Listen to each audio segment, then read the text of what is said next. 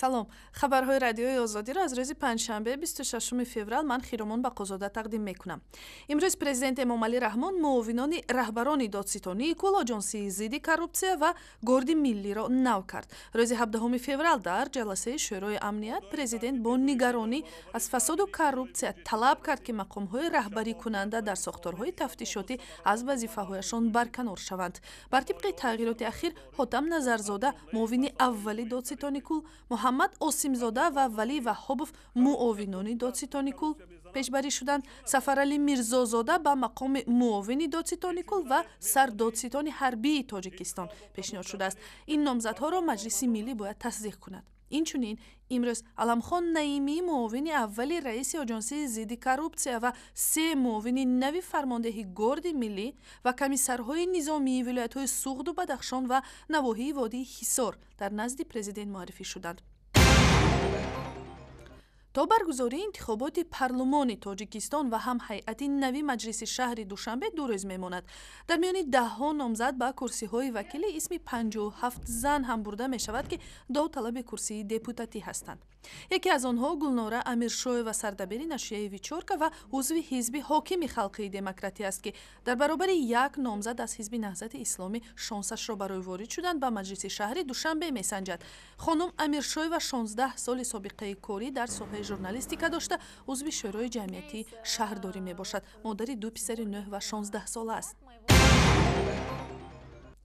мақомоти тоҷик барои нахустин бор ба таври расмӣ посух доданд ки чаро афюнро сӯзонда нобуд мекунанду дар соҳаи тандурустии кишвар истифода намебаранд. оҷонсии зидди маводи мухаддири Тоҷикистон мегӯяд истеҳсол ва коркарди афюн дар Тоҷикистон манъ аст. чунин кишвар сиёсати зидди маводи мухаддирро пеша кардааст. хушнуд Раҳматуллоев сухангӯи оҷонси зидди маводи мухаддир мегӯяд дар ин мавзӯъ хабарнигорон зиёд савол медиҳанд ва фурсати он расид ки дар ин бора мақомот изҳороти расмӣ диҳанд. дар Тоҷикистон зиёда аз 6 тонна маводи нашовар мусодира гардид. аз ҷумла зиёда аз 990 килограмм афюн аз тарафи ҳамаи мақомот, аз худи тарафи агентӣ бошад, дар соли гузашта зиёда аз 184 килограмм маводи нашовари нави афюн мусодира гардид. истеҳсол ва коркарди маводи мухаддир дар Тоҷикистон ҳанӯз аз соли 1987 манъ аст. ба Тоҷикистон маводи мухаддир аз роҳи қочоқ тавассути Афғонистон ворид мешавад, вале дар ҳолати ошкоршавӣ қочоқчӣ дастгир шуда моли мамнӯъ баъди анҷоми тафтишот нобуд мешавад. Наҷмиддин Қаюмов, як сарбози вазорати дифои Тоҷикистон ки 20 рӯз қабл бо захми тири автомат ба бемористон оварда шуд, мегӯяд ин ҷароҳат на дар натиҷаи қасди худкушӣ, балки беэҳтиётӣ ба ҳангоми истифодаи силоҳ ҳосил шудааст.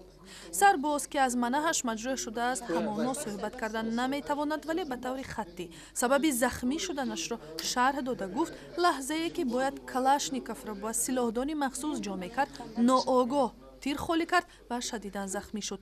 фарзияи эҳтимоли даст ба худкушӣ задани сарбозро дар вазорати дифоъ ҳам мавриди омӯзиш қарор доданд.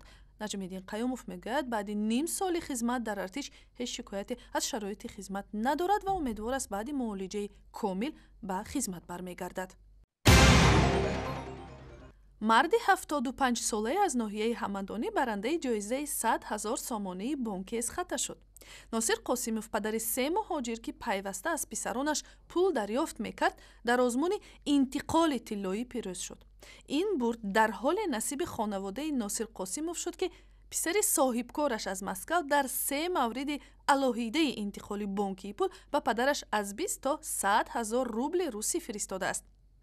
اول شکری الله را میکنم، بعد شورای مملکت تنجی میکنم.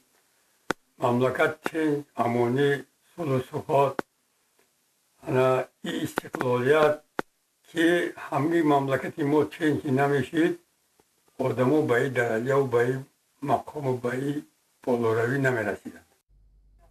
аксияи бонкес хата моҳи сентябри соли 2014 оғоз шуда аз 4 давр иборат буд. дар 3 даври аввали он 2 нафар сабқатро бурда, яке 10 000 сомонӣ ва дигари мошини тамғаи Мерседес классро дарёфт кард.